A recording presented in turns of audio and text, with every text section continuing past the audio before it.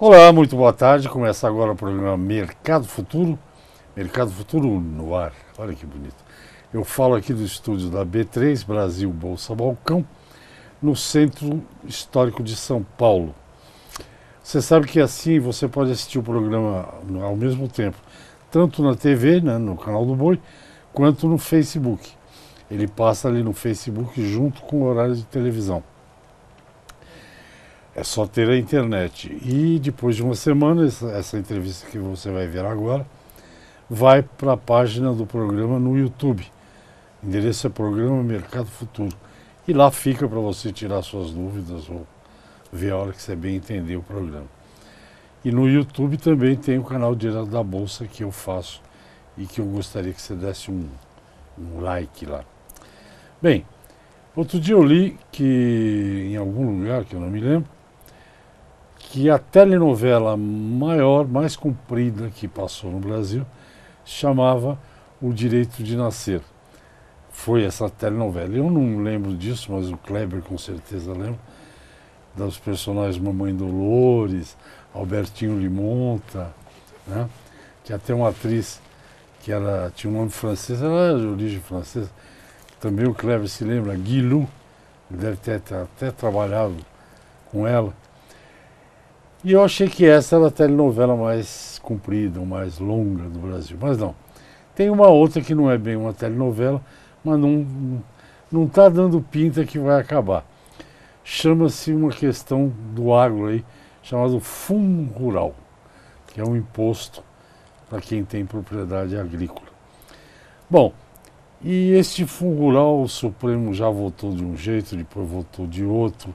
Tem vários tipos de vítimas do Fundo Rural, aquelas que pagam, sempre pagaram o Fundo Rural, aquelas que foram para a justiça, aquelas que depositam em juízo, aquelas que não pagam nada, enfim. É uma novela, olha, só falta a Mamãe Dolores e o Albertinho Limonta.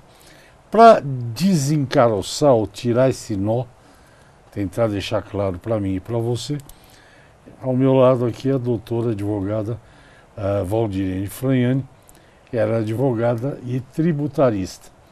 Vamos ver se ela consegue explicar e se vai ter um final o direito, podia se chamar o direito de pagar ou o direito de não pagar. Doutora, muito boa tarde. Boa tarde, querido. Prazer em revê-la. Você colocou... Em que pé está a novela? A novela? Fundo Rural. Há momentos, né, bem interessantes. Então diga lá. Você colocou bem a questão da novela. O ano passado eu estive aqui 2 vezes para tratar esse assunto. E esse ano, inclusive, já tive uma vez no início do ano. Inclusive, foi o primeiro programa do ano que nós fizemos. Verdade. Então, a novela começou o ano passado, com o julgamento do Supremo Tribunal Federal em março, né, dizendo que a contribuição ao Fundo Rural é constitucional.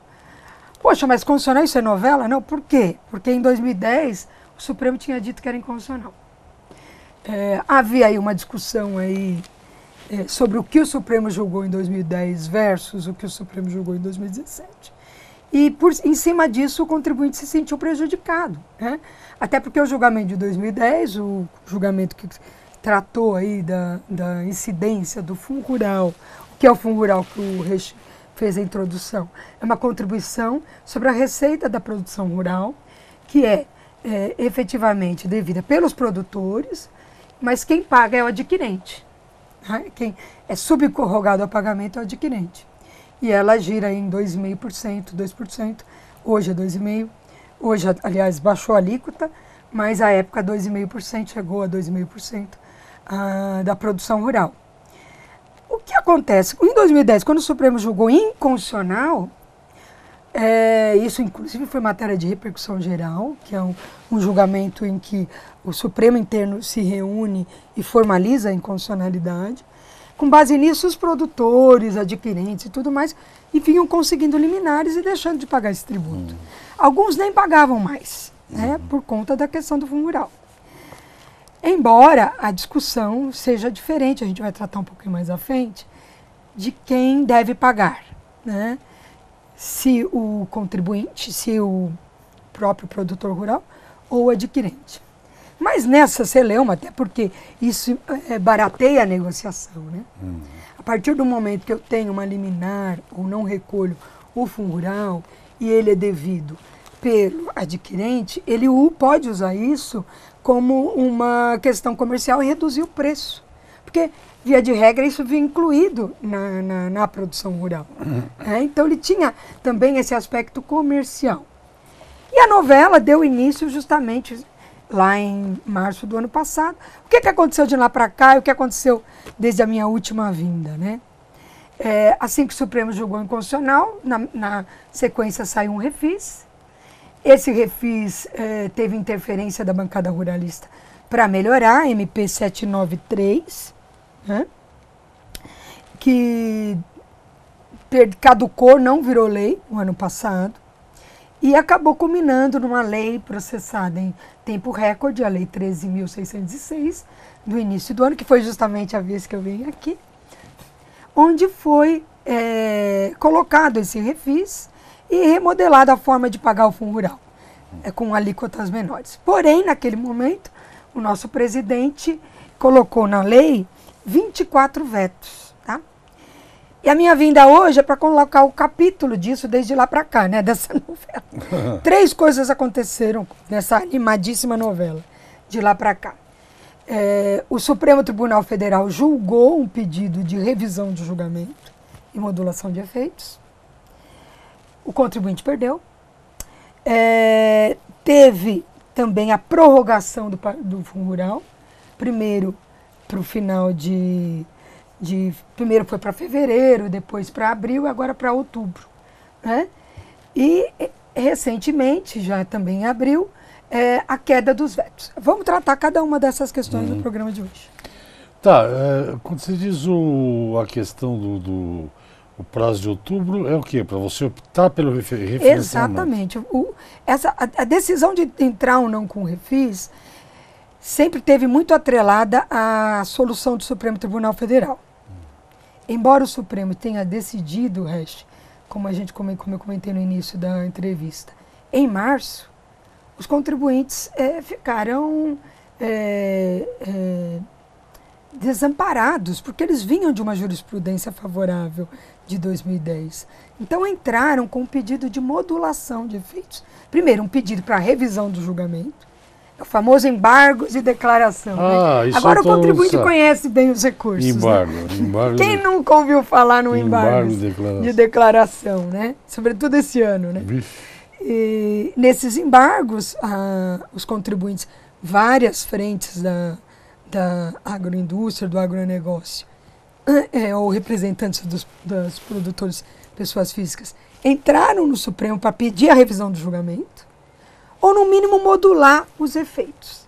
O que é modular os efeitos? Toda vez que o contribuinte ou a jurisprudência do Supremo Tribunal Federal muda de opinião, o novo Código de Processo Civil permite, aliás, a modulação já existia antes, mas o novo Código de Processo Civil de 2016, ele permite isso também para o contribuinte.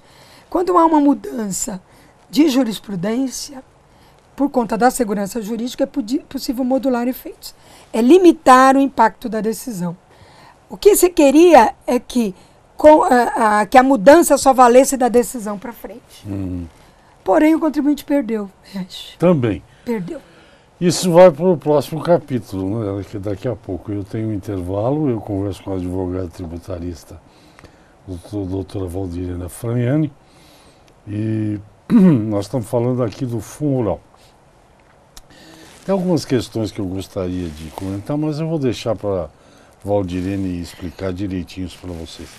Vamos a um intervalinho, eu volto já, rapidinho. Tchau. Ok, estou de volta, o programa é Mercado Futuro, eu falo aqui do estudo da Bolsa, B3 Brasil Bolsa Balcão, o assunto é o fundo rural, e quem está tentando explicar aqui desde a última vinda dela até hoje o que aconteceu é a advogada tributarista Valdirene Franiani. Antes do intervalo, ela fez um quadro do que aconteceu e disse que tem 3 pontos que ela vai analisar. Vamos lá. Número 1. Number one. Aconteceu o tão esperado julgamento dos embargos de declaração em relação ao fundo rural. Os embargos de declaração tinham o objetivo de que os ministros do Supremo voltassem atrás. Isso aqui vai ter que ser cortado. Está vibrando. Pode continuar, Val. É meu filho.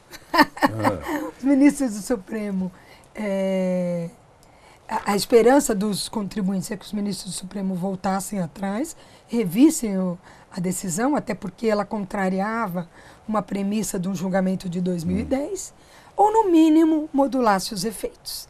Essa modulação, Resch, contou aí com várias petições de amicus curiae. Que são os amicus curiae, os amigos da corte.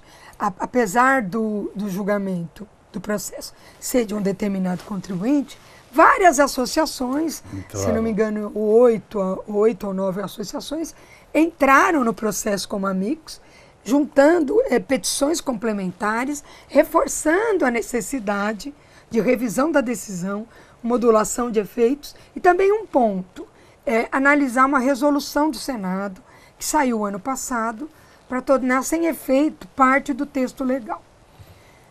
Como um fato novo. Né? Fato novo também, que acho que o contribuinte hoje, né, o teu telespectador, começa hoje a entender um pouco mais aí dos manuseios processuais. Né? Fato novo, embargo de declaração, são coisas que hoje em dia a gente começa a ver, até por conta de julgamentos aí de Lava Jato e tudo mais, a gente começa a conhecer um pouco. Não foi diferente aqui em relação ao agronegócio.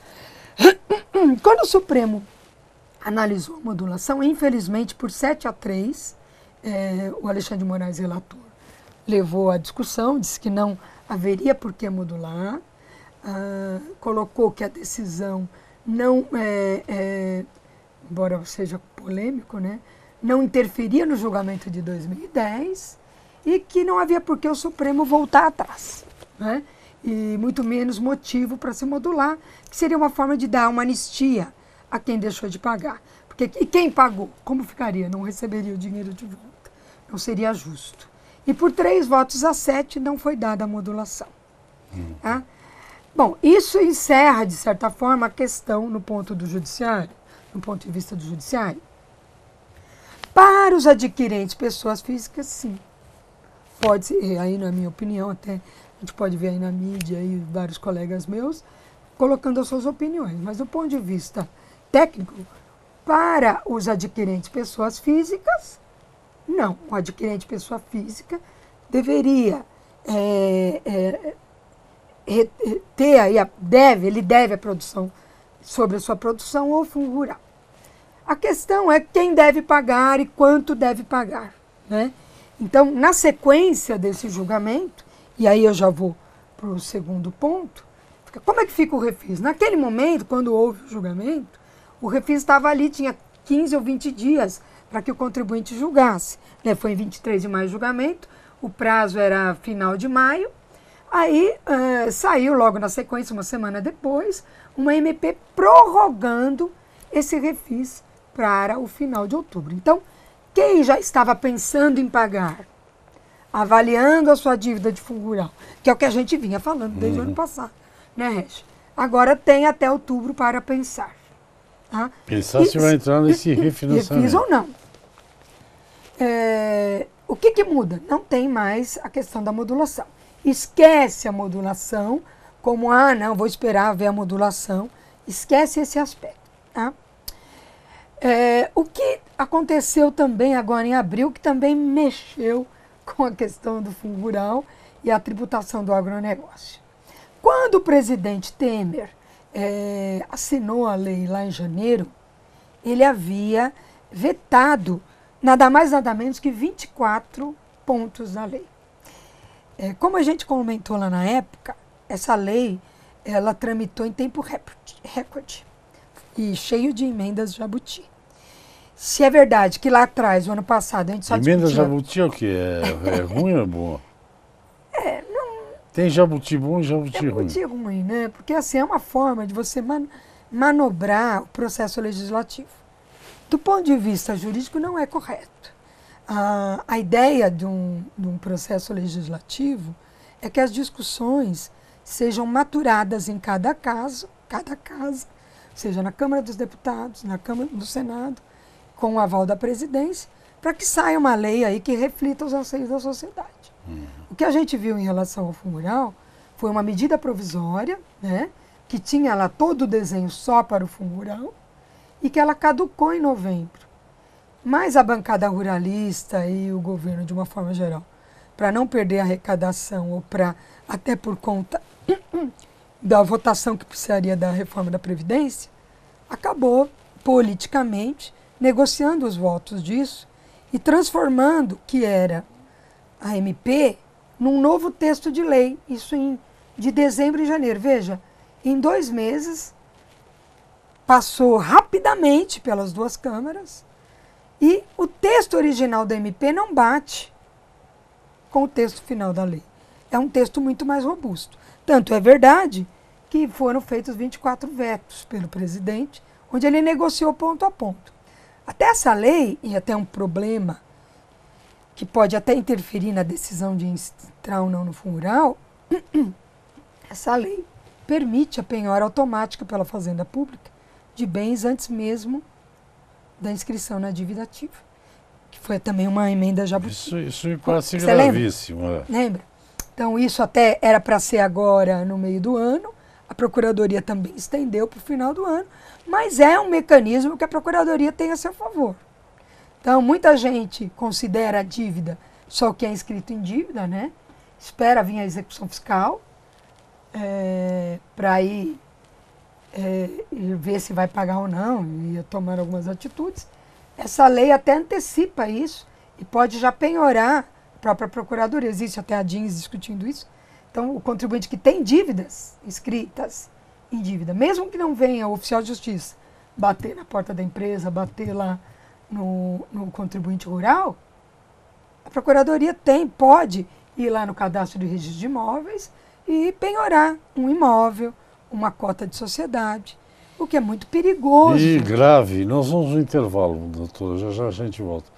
Eu fico me perguntando aqui, ouvindo a Valdirene, eu fico me perguntando assim, nesses anos todos, por exemplo, eu falo às vezes aqui para você, a arroba do boi hoje lá em Araçatuba está R$150, menos o Fundo Rural, né?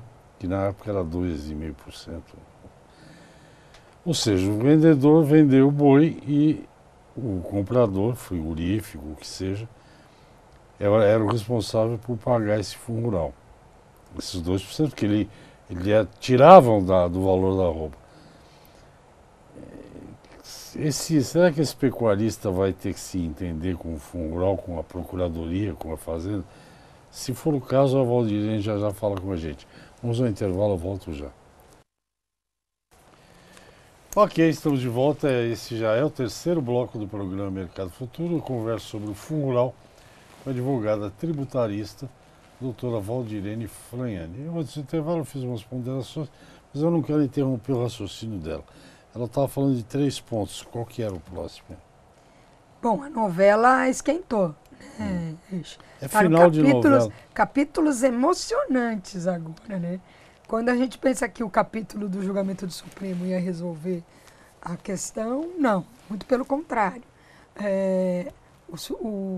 A Câmara dos Deputados, não contente, além da prorrogação para o final do ano, também foi atrás para cair os vetos do presidente da República. Quando saiu a lei lá em janeiro, no início de janeiro. Tá? O que favoreceu aí o setor do agronegócio foi a redução da alíquota, que agora caiu de 2,5 para 1,2, né? 1,2 e 1,7, né? Para pessoa física 1,2, para pessoa jurídica 1,7, né? Antes era 2, 2,5. E também deu aí alguns benefícios para outras dívidas rurais que não estavam no pacote do Refis, né? E também trouxe à baila uma outra discussão. Você sabe que nós, advogados, nunca sossegamos, né? Sobretudo na análise minuciosa da norma. Existe uma outra tese que a Procuradoria já deu a entender que não vai aceitar, que vai discutir, né? Mas que aí o contribuinte tem que saber qual é o fôlego da discussão. Né? Isso eu, como advogada, sempre coloco isso para as empresas e para as pessoas físicas para quem eu advogo. Saber o fôlego e o preço do fôlego, de entrar com essa discussão. Tá? Qual é o panorama? Fungural é devido. Tá? Ele é material e constitucionalmente devido. Essa é a frase do Supremo Tribunal Federal, em resumo, um julgamento com inúmeras folhas, mas o que a gente pode extrair de resumo é que ele é material e constitucionalmente devido. Ok, ele é devido, mas quem deve pagar? Só um parênteses. Essa briga toda, essa discussão toda, pelos números que eu li no jornal, está se brigando por 17 bilhões de reais, é isso, né? Essa é a conta. É a conta que se coloca na mesa toda vez que se quer ou arrecadar esse dinheiro, que deve estar por aí pulverizado, ou para minimizar as perdas, né? Quando você é que tem que pagar. Tanto de um lado, a bancada ruralista, quando pleiteou todos os benefícios, com a queda do veto também caiu multa, juros, encargo de uma forma geral. Tá? Antes era somente a multa, não tinha os juros e os encargos. Não é? Então agora é geral o benefício com a queda do veto, ficou muito mais atrativo o parcelamento. Porém, voltando, quem deve pagar? Primeiro, eu acho que eu dividiria, vou fazer um gráfico aqui, as dívidas conhecidas e não conhecidas, seja do adquirente, seja da pessoa física. Tá? Via de regra, poderia ser cobrado adquirente. Aliás, ele é o subrogado, ele é o responsável a pagar. Né? Ele lá na negociação, como você bem colocou, ele contou com isso no preço. Já descontava. E ele deveria ir lá e pagar. Ele tem responsabilidade sobre isso. Precisa ver como ele registrou isso contabilmente. Se ele registrou que era com liminar, se ele tinha depósito, ou se ele deixou de pagar simplesmente porque o Supremo declarou ele não tinha a seu favor uma liminar válida. Não é? A tendência é que essa decisão do Supremo seja aplicada em cada processo. Enquanto ela não for aplicada em cada processo, a rigor a decisão estaria valendo. Então ela foi cassada no seu processo? Ela foi efetivamente aplicada? Tendo em vista que não ocorreu agora a modulação e ela é de fato definitiva. Qual é a situação da sua dívida? Eu tenho débitos conhecidos? Porque, que débitos que alcança esse refis? A lei não precisa dizer isso, né? Até havia uma questão que dissesse. Ela alcança todos os débitos já cobrados, mesmo que sejam débitos antigos. Mas a minha dívida tem 20 anos, mas se ela já é objeto de cobrança e você vem se defendendo, não há perda de prazo para ela fazer, porque ela já foi atrás para te cobrar. Agora, se ela ainda nunca te cobrou, ela teria, em tese, 5 anos para cobrar. Então, você tem que dividir o seu passivo nos conhecidos e não conhecidos. Os não conhecidos é aquilo que ainda não vieram te cobrar e que nos últimos anos pode vir a ser cobrado. Tá? Só para o seu controle, temos 3 minutos de programa. 3. 1, 2, 3. Bom, o que se coloca aí no mercado, e aí a gente pode até ter um novo capítulo. Claro. É que há muitos advogados, até respeitáveis tributaristas, no sentido de que o adquirente subrogado não precisaria pagar, por conta da resolução do Senado Federal. Teve uma resolução do Senado Federal que tornou a decisão lá do Mata-Boi, retirando aquela legislação do julgamento do Mata-Boi do ordenamento jurídico, de modo que a decisão do Supremo não poderia afetar os subrogados. Então, há uma tese, ainda com uma luz no fim do túnel, para os subrogados. Agora, o adquirente pessoa física que esteja sendo cobrado não tem muita chance. O meu conselho é que avalie com calma e veja aí as condições do novo refis, porque de fato ele é muito vantajoso. Ele até permite, até com essa queda de veto, a utilização de prejuízo fiscal e base negativa. Isso no caso aí das pessoas, no caso das pessoas jurídicas, né? Se bem que existe poucos, de acordo com a CNA, não chega a 2% os produtores rurais, pessoas jurídicas. Mas não deixa de ser uma boa oportunidade, além de ter aquele prazo elástico, a utilização de prejuízo fiscal e base negativa para pagar essa dívida. Porque é um refis extremamente benéfico para o agronegócio. Bom, nosso tempo está acabando, eu só vou. Conversamos sobre muito e não resolvemos muita coisa, porque A novela. é novela. Novela é assim mesmo. A coisa que me pergunto, eu vou deixar isso no ar para a próxima visita da Valdirene, é o seguinte: se em 2010 os nobres juristas do Supremo Tribunal Federal pensaram de um jeito, 17 anos depois eles pensaram de outro, quem me garante que em 2025 eles não vão mudar de ideia outra vez? É possível, né? É. Valdirene, muito obrigado. E a gente vai continuando, né, com as novidades, a gente Com vai se certeza. falando. Muito obrigado. Considerando que o prazo agora é em outubro, Em outubro. então a gente, nesse ínter, é capaz que Lá saia pra- alguma coisa aí. Lá para setembro deve ter novidades, a gente conversa de novo. Obrigado. Com certeza. Obrigada. Gente, é isso. Até o próximo programa. Obrigado pela atenção. Tchau, tchau.